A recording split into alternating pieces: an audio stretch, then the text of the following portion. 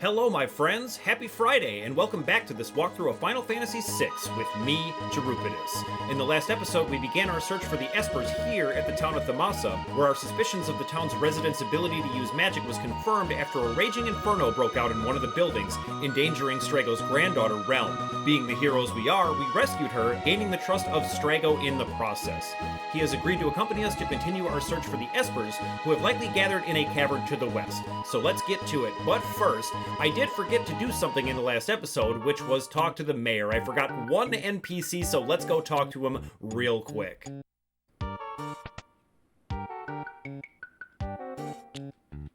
And he says no one is to divulge that we are able to use magic.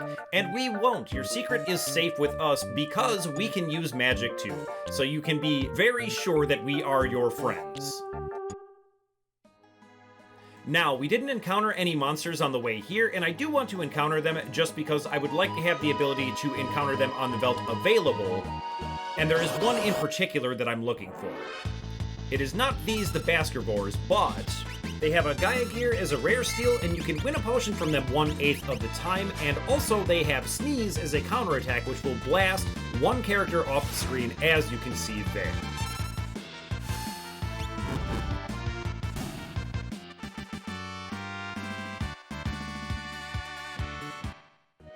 But the monster that I'm thinking of resides in the forest exclusively, so let's try to run into him quick. Alright, here he is, the Chimera, and he brought some Cephalar friends that we also haven't seen, so why don't we talk about those first. You can steal a potion as a common steal, a remedy as a rare steal. They are weak to thunder, and they can use tentacle just like Ultros. The Chimera, on the other hand, has 2,237 HP and will counter you with Blizzard, Fireball, or Cyclonic. You can steal a Hyper Wrist as a rare steal and win a gold armor 1/8 of the time, but the reason I wanted to encounter them is that their rage can teach Gau Aqua Rake, which is pretty sweet. Okay, now that that's out of the way, let's get into the dungeon. So here we are in the cavern, and the first thing we're going to find is this, the Heal Rod. This is a very interesting weapon, so let's check it out. The first thing you'll notice is that it's got that 210 battle power, and what it does is it heals the target you hit. Now you might be thinking that's kind of weird, how does it work where you hit someone in the face with a rod and it heals them? Well, it just does, so don't worry about it.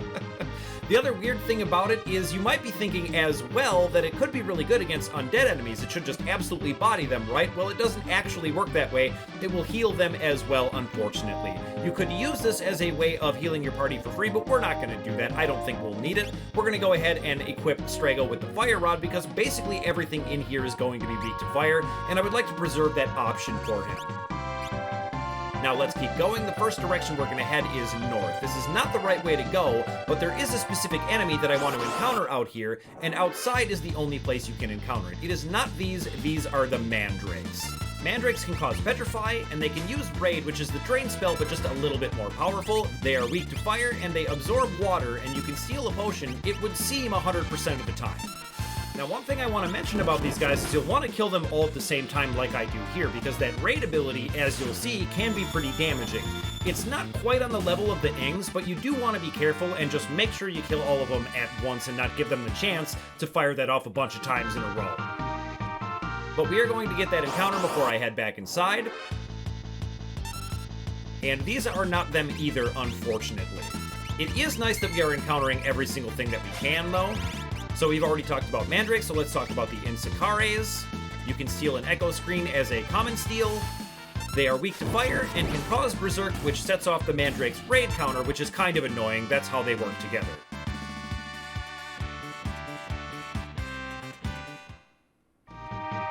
Let's go ahead and heal up just a little bit. And unfortunately, the game is really not cooperating today, so let's try and get that encounter. Okay, finally, that took a really long time. So these are the Abolishers, and these are the ones that I wanted to run into for a very particular reason. And that is if we just sit here and wait until the third turn, they will use an ability called Pearl Wind, which is a very, very useful lore indeed.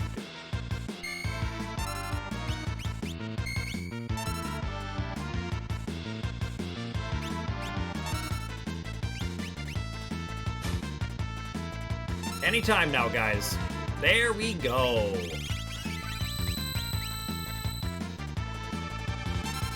And what Whirlwind will do is heal the entire party for your current HP total, so that makes it less good than just a straight up cure spell, because if Strago's already really beat up, it's not going to be great.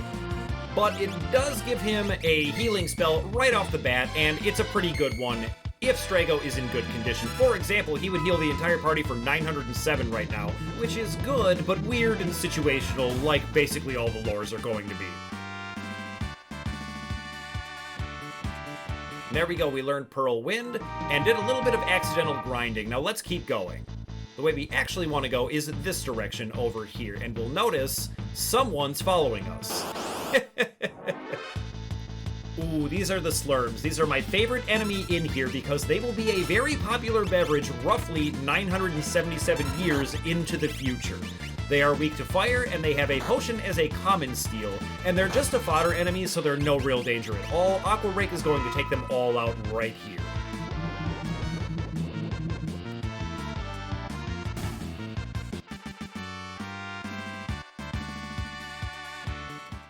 But there's nothing we can do about being followed for now, so let's keep on going. Oh, there she was again. Can you tell who it is? And if you couldn't, we just ran directly into her. Okay, so Adamantkites are new, so we can talk about these. Just like the Baskervore, they can use Sneeze as well. They have 1,305 HP and have very high defense to the point that using physical attacks on them is utterly pointless. But they do have a gold shield as a rare steal, so that is pretty interesting and probably worth trying for at least once or twice.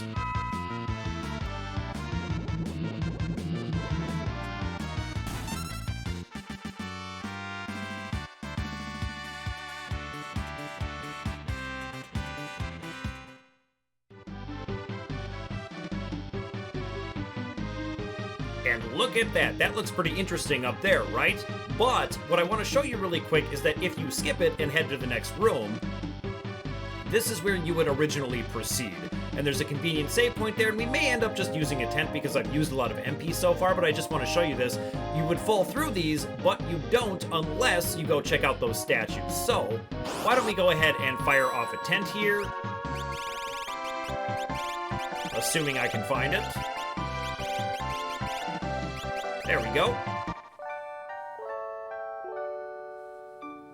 And get a nice little nap in before we continue. Okay, let's check out those statues. Strago says, I can't believe it. The statues. And Terra replies, the statues? Locke says some faint letters are carved on the back of the stone figures. Say, old man, what else can you tell us about these goddesses? Strago says they quite literally created magic as we know it, and we can see Realm over there listening in. Locke says, so they're the goddesses of magic then? And Strago says, you could say that. Terra says, I can feel their power. And Strago says the statues are the source of all magic. It's said that the Espers made these images and put them in a very special place. These represent power beyond all comprehension. Terra says our Espers no doubt came to this island to bask in all this magical power. And Locke says, say, old-timer, what happened to the stone goddesses? Strago says, legend has it, they're hidden somewhere beyond the reach of humans. I'd say they're beyond the sealed gate. Terra says, I wonder if the barrier that protects that place is generated by those stone goddesses.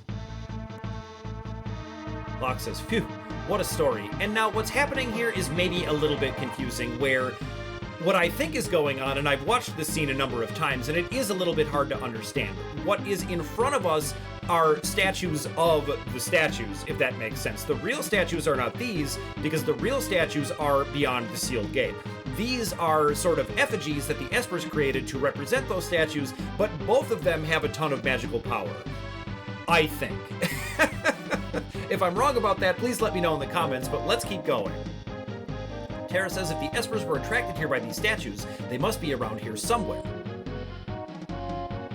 And yep, maybe through there.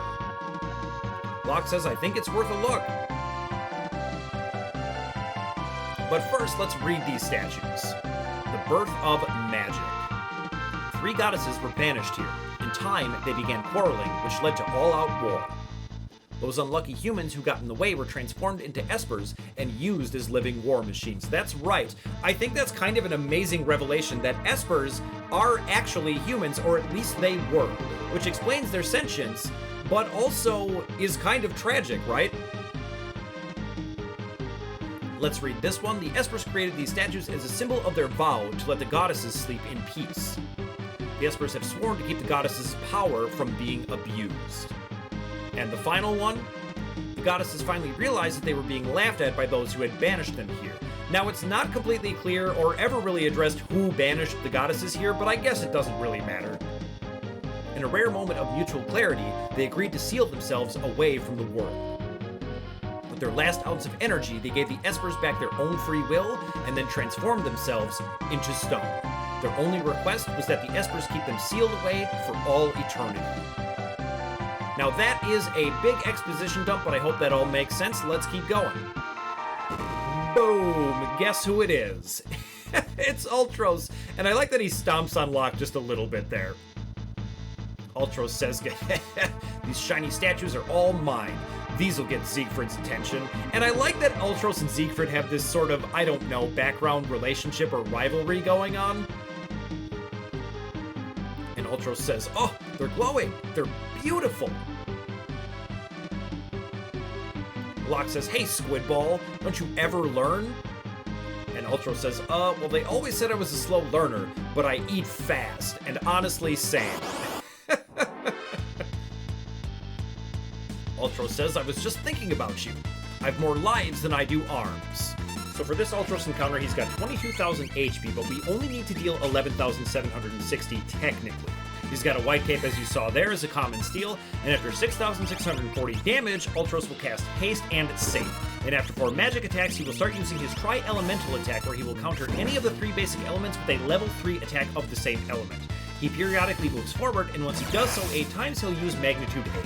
You can push him back by using the fight command, but he only gets pushed back every 8 times you use it, which is why we have Terra morphed to absolutely demolish him, because this is a legitimately dangerous Ultros fight as compared to the previous ones.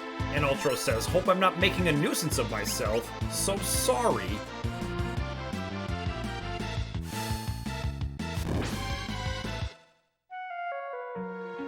And in comes Realm. Realm says, Grandpa, I'm here. Strago says, Realm, I told you to stay at home. Realm says, I couldn't miss the chance to practice my drawing. Say, sweetie, who are you? Ultros says, how dare you? I'm Ultros. And Locke swoons a little bit. Realm and Ultros, what are you doing? Realm says, listen, Ulti, why don't you pose for me? Ultros says, I'm not one of your kitty friends. Don't talk to me as if I were. I don't want a portrait. Realm says, forget it. I don't want to draw it anymore. It's okay. I'll just jump down from here. And everyone panics a little bit. Terra says, no, you can't do that. But Realm has a plan. She leans in and whispers a bit. Terra says, how dare you bother that little girl? I'm not going to forgive you if you hurt her. Ultros says, well, what do you want I should do? Locke says, ask her to draw your portrait. She may actually make you look pleasant. Don't be so heartless. And Ultros thinks for a bit. And he says, oh, all right. Uncle Ulti really wants you to do his portrait. Realm says, hee hee hee, you're gonna love it. Strago says, at any rate, come here. And now you could actually kill Ultros in this part, but this is supposed to be a tutorial for using the sketch command, so let's go ahead and use it. And we are going to talk at length about that command very soon. And there it worked. And we get the tentacle attack. And Ultros says, how can this be? I'm nothing more than a stupid octopus. And he sure is.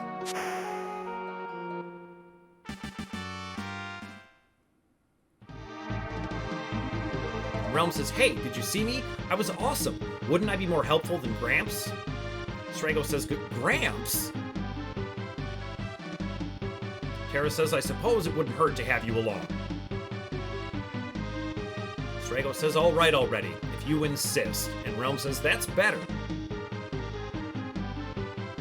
And now the first thing we're going to do is get Realm equipped, and so let's talk about this character. The first thing that should jump out at you is that magic power stat. It is currently buffed by 2, and we're going to go ahead and hit optimum to get her wearing some better equipment. But her starting magic power is 44, which is 5 more than even Terra. It is the highest starting magic power in the game. Now, as you saw there, Sketch is not a great ability, and I will get into that a little bit more in a bit. And she doesn't know any spells right off the bat, so you may get a bad impression of her character, but she is actually very good because of that magic power stat. Speaking of which, why don't we go ahead and give her Maudwin, so she can start getting magic power buffs and learn some useful spells as soon as possible. And I should probably fiddle with Espers a little bit since we've got some at completion, so let's go ahead and see here. Zone Seek is full up, so let's take that off and figure out what to do with Strago in just a moment. Let's see where Terra's at with Phantom.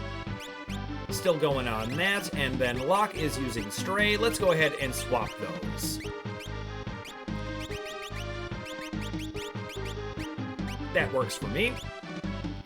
And finally, something interesting is going on here. There is the Memento Ring, and Realm is wearing it. Now, I did say that I would talk about it a little bit more, so let's go ahead and check it out. We have that extra one in our inventory. Let's hit Arrange so I can actually find it at some point.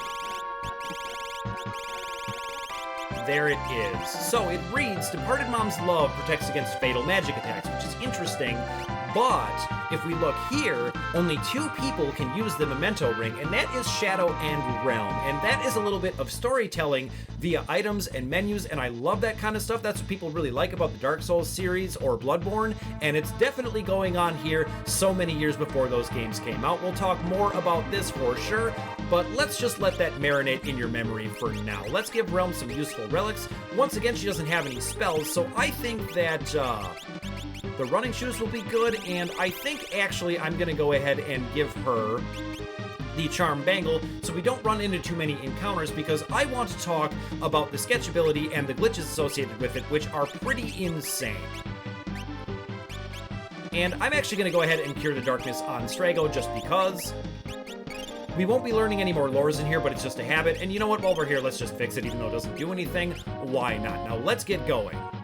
And while we're finishing up this dungeon, let's talk about how Sketch works.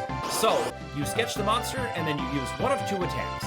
The success rate is proportional to levels, so if your level is lower than your target, an easy to understand example is if I'm level 25 and the target is level 50, then the success rate is 50%. And it's always successful if the levels are equal or the sketcher's level is higher than the target. Sketch is not a great command, as a large number of monsters resist their own abilities.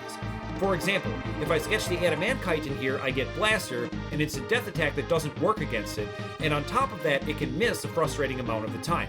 Speaking of Sketch missing, the command is responsible for one of the most broken glitches in the game, to the degree that it can corrupt your save file if you don't know what you're doing with it. Now let's hold that thought for 1 second, because right over here we're going to find the Chocobo suit, which either Realm or Strago can wear. The Chocobo suit will give +3 vigor, +6 speed, and +2 stamina, and I like giving it to Strago to bump his speed up to where it's a little bit more equivalent to the rest of the cast, making him not so painfully slow. Now, if we head over this way, we will find the Tabby suit. The Tabby suit will grant +2 vigor, +2 speed, +2 stamina, and +2 magic power, and the magic power buff is why I like giving it to Realm over Strago, just taking advantage of that really high magic power stat, but it doesn't really matter. You could switch it up if you like, as long as one of them is dressed as a chocobo and the other one is dressed as a kitty, everybody's happy. Now let's get back to talking about the Sketch glitch, because there were even rumors that it could permanently damage your cartridge. And while this isn't true, it can be dangerous to use nonetheless, and the most frightening aspect of the Sketch glitch is that it can easily be triggered by normal gameplay. You can trigger it by attempting to sketch a monster that is under the clear status, like the Gabbledygax and Zozo, sketching Gal when he comes back from the belt, or by simply having Realm get muddled before the command comes out, in which case she'll attempt to sketch a party member. I won't go too far into the deep end of what actually causes the glitch, as it has to do with game code things like memory pointers and underflow effects that probably nobody thinks is interesting but me, but to summarize, the developers did not properly account for Sketch failing in the aforementioned scenarios, which ends up causing some fairly wild effects, and not all of them are bad.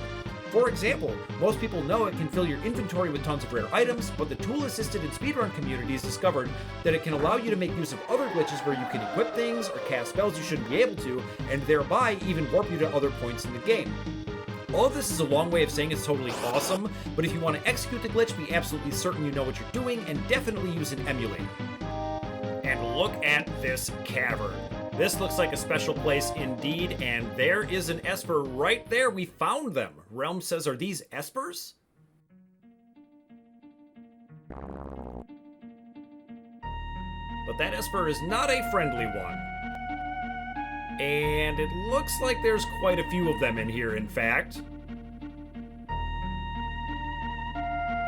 Strago says, what about you?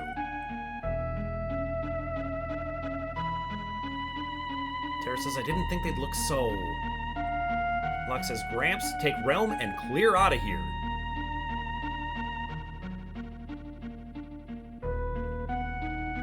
And they go to head out, but... there's even more of them behind us.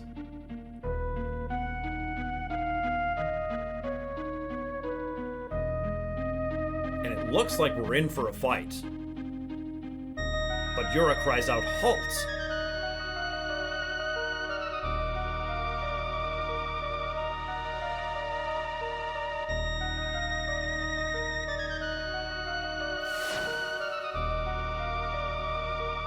Realm says, what is it? And Strago says, I sense some immense magical power in Terra. It frightens me.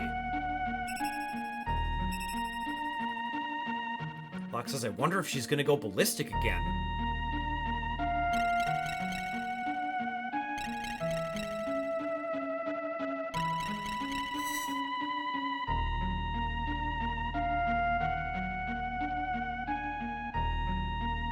Yura says, you're somehow different. I sense a familiar power radiating from you. Terra says, yes. Strago says, you're the Espers that fled through the sealed gate? Yura says, as a rule, we are not allowed to visit your world. We few had gathered near the gate, and we were wondering how we could save the Espers that had been kidnapped. It was just a coincidence that Terra appeared when she did. Terra says, I felt your presence through the gate. Yura says, we bolted the moment Terra opened the gate, but once in your world, we lost control of our powers. We completely leveled the city and took some innocent lives. Terra says, that's what happened to me. I lost all control of my power. Strago says, there must be something in your world that allows you to focus your power differently. You must use caution while in our world. Yura says, we are deeply sorry to have caused you humans such suffering and pain. Locke says, the past is history. The Empire seems to want to talk peace with you. Why not come with us? Yura says they would forgive us so easily? And Locke nods, yes they would, apparently. Locke says, let's go to Thamasa and talk with General Leo. And Terra says, right.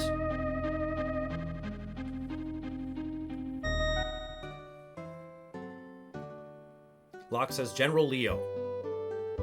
Leo says, Locke, you're back, and you've made the Espers understand our desire for peace.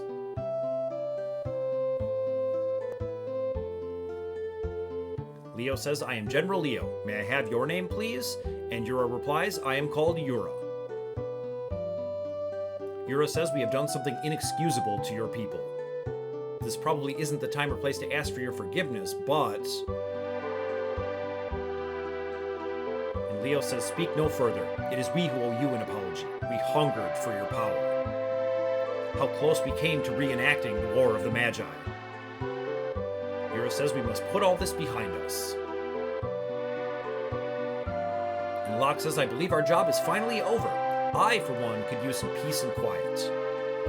Celeste says, let's return to Vector. Locke says, Celeste. But Celeste says, please, not another word. And it seems like those two have made up. Realm says, I'm too hot, Grandpa. And Strago says, kids. But I'll let you read between the lines and what's going on here, but we all have a bit of a laugh about it. but that familiar laugh rings out.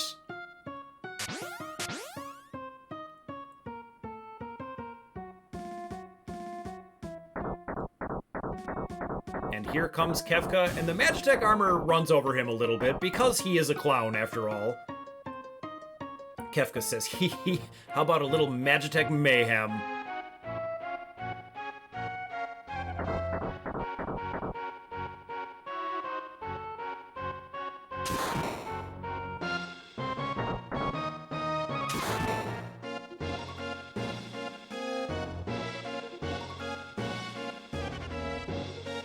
Leo says, Kefka, what are you doing? And Kefka replies, Emperor's orders. I'm to bring the Magicite remains of these Espers to his excellency. Behold, a Magicite motherlode.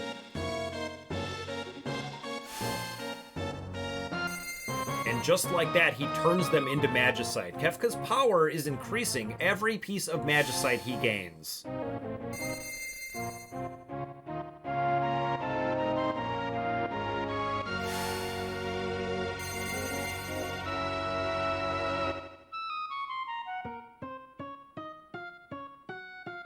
Kefka says, idiots. I don't care for the appearance of this pitiful little hamlet, so burn it.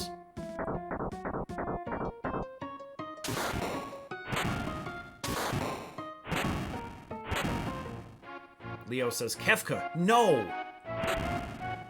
Kefka says, shut up.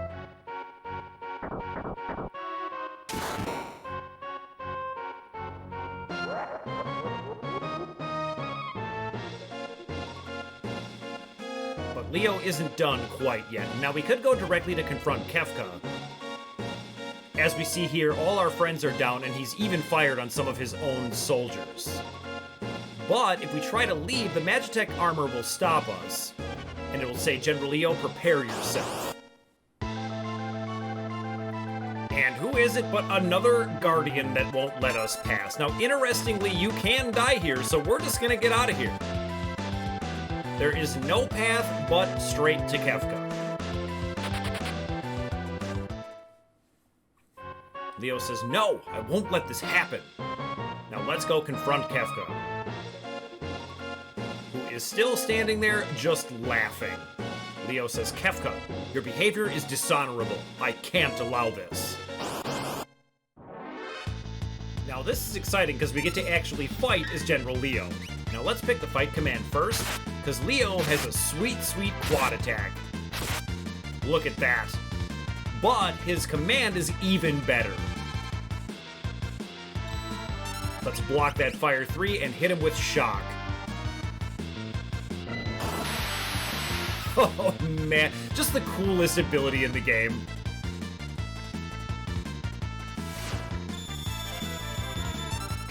Let's go ahead and use it again, and you'll notice here that Kefka's battle sprite is different from before. Now, is that because his power is increasing with all the Magicite he collects? Not completely clear.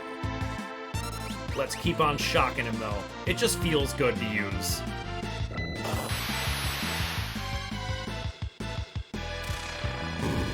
And boom, did we kill him? Kefka says, ah, Leo, always the consummate soldier.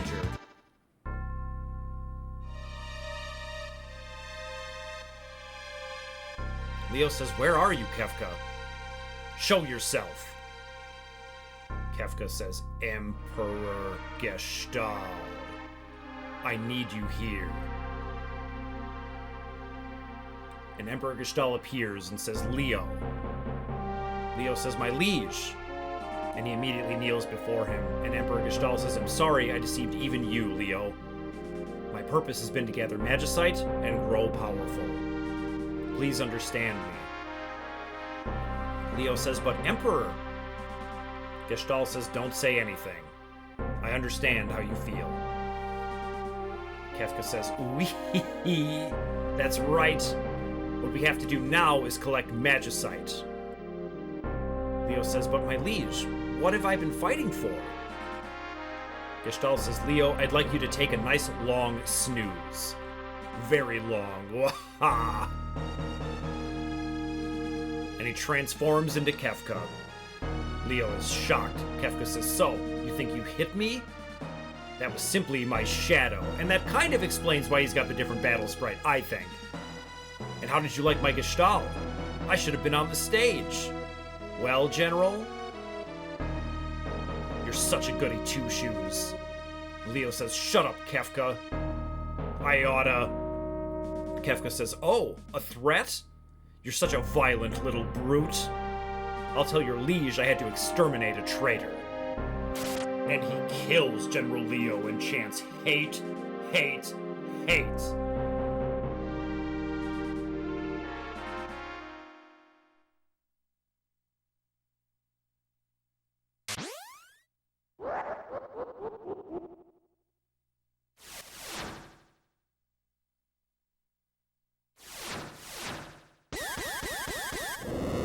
Kefka says, whoa, yes, I feel some incredible magic power here, today. Wave after wave of pure, magical energy.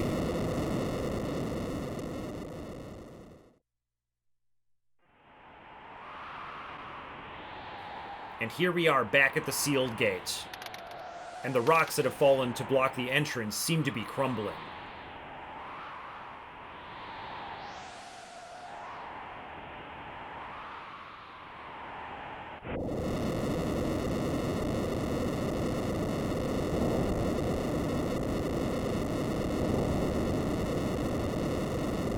And the door flings open. And the Espers say, wait, we're here to help. Hurry. Get going.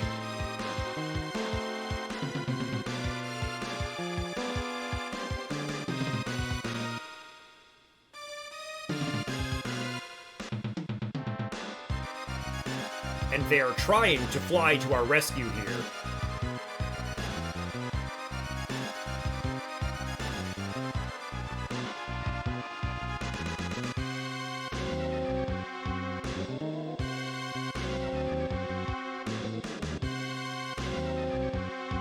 Kefka says, I'd say you're all charged up, boys and girls, or whatever. Say, remind me to show you my Magicite collection someday. You might see a few familiar faces. Now for a little Magicite hocus pocus. First, let's neutralize your abilities. And that's right, Kefka has just grown too powerful to be stopped.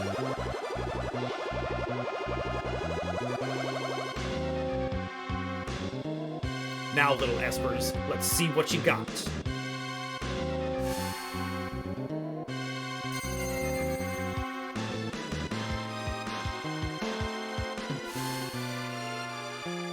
And with his newfound powers, he's just killing them all.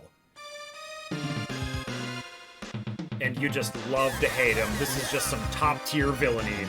Kefka says, you want to take me on? Fine, here I am.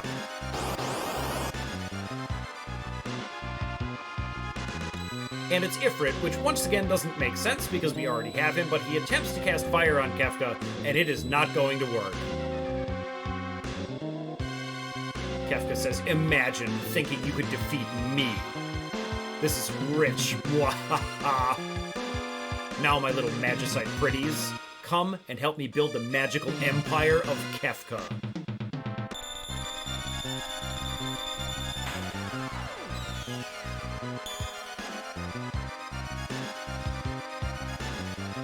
And Kefka collects the Magicite. Ooh, they're warm to the touch. What treasures.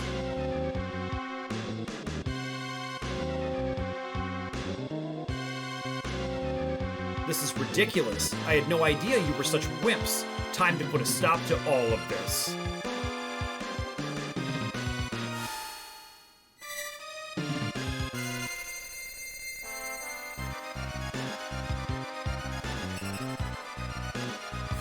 I think I have plenty of Magicite for the time being. That is, until I make my way through your precious sealed gate. I don't believe this.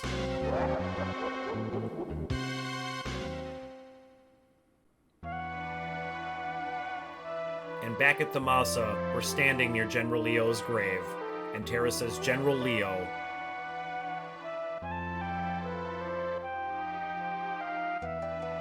People only seem to want power. Do they really want to be like me? I wanted to learn so much more from you.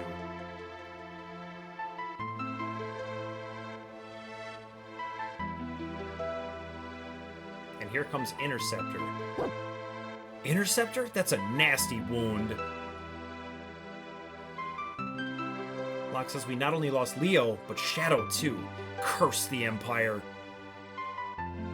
And Locke kneels down to dress Interceptor's wound and says, this'll have to do. Celeste says he was so gentle. Realm says, I'll go with you. Locke says, now I'm worried about Edgar and the others. And that's right, we have friends who were still at the Empire, and the Empire has double-crossed us because of course they did. Tara says, I wish I could say they were safe.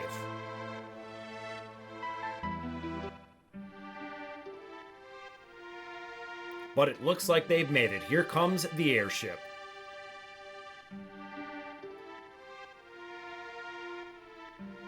Setzer says, we've been had. The Emperor is a liar. Science says, thanks to Edgar, we escaped before anything bad happened. Locke says, way to go, Edgar. Edgar says, I got to know the gal who brought us tea. After a while, she just blurted out the whole crooked plan. Sabin says, so, you finally hit pay dirt, eh? But Edgar admonishes him, watch your mouth. There are ladies present. I was a perfect gentleman. Locke says, General Leo's gone. Kefka did him in. Science says, Sir Leo? Gone? What a waste. He was their finest soldier. Edgar says we need to rethink our plans. Let's return to the airship. Strago says, may I accompany you? Edgar says, who are you? Locke says he's one of this town's citizens. And Tara says he's descended from the mage warriors of yore. I think he can be a big help. Strago says we must expect the Empire to flex its newfound muscles soon. Realm says, me too. Strago says, I don't think so. Sabin laughs, yeah right, kid. Realm says, what? Who is this puffed up aerobics instructor anyway? Sabin says, kid's got quite a lip. Realm says, I'm gonna paint your portrait. And those in the know cry out, stop! Strago says, all right already, if you insist. And Realm says, that's better. Sabin says, let's go.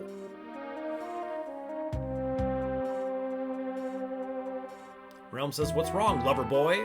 And Edgar says, how old are you? And Realm says, 10. Why? Realm says, I'm coming along too. And Edgar, possibly having some reservations about a 10-year-old girl accompanying us to save the world, says, you've grown up entirely too fast. Lighten up, okay?